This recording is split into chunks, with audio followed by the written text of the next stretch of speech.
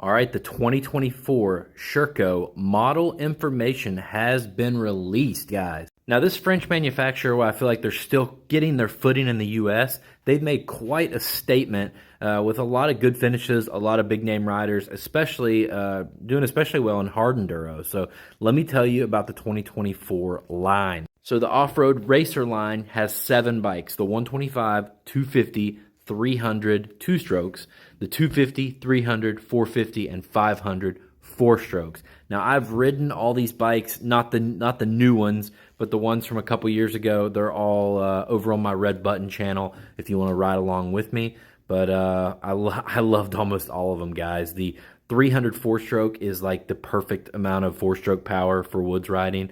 The 300 two-stroke, carbureted, crisp, feels amazing. So I'll probably break down some detailed changes in separate videos, but 2024 highlights: you got a new graphics kit, you have a new LED headlight, which KTM just did as well, so that's interesting. New front fender, new clutch cover, new swing arm, new frame paint, new wheel spokes and hubs, new rear sprocket. There's new top engine mounts on the 125, 250, 300 2T models. There's a new counterbalancer on the 250 and 300 four-strokes. There's a new look to the four-stroke cylinder heads. There's a new oil sight glass and filler cap on the 250 and 300 four-stroke. One of the bigger changes: new throttle body diameter, 38.5 millimeters to 42 millimeters.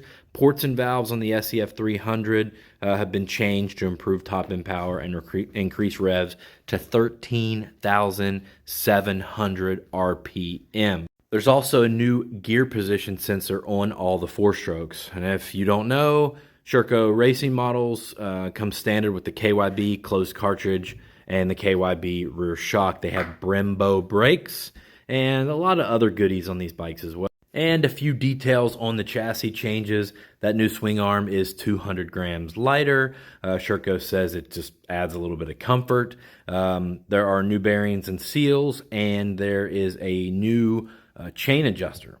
And the engine mounts have been changed, not only to reduce vibration, but also to just make it easier to get your hands in there to work on the bikes, Sherco says.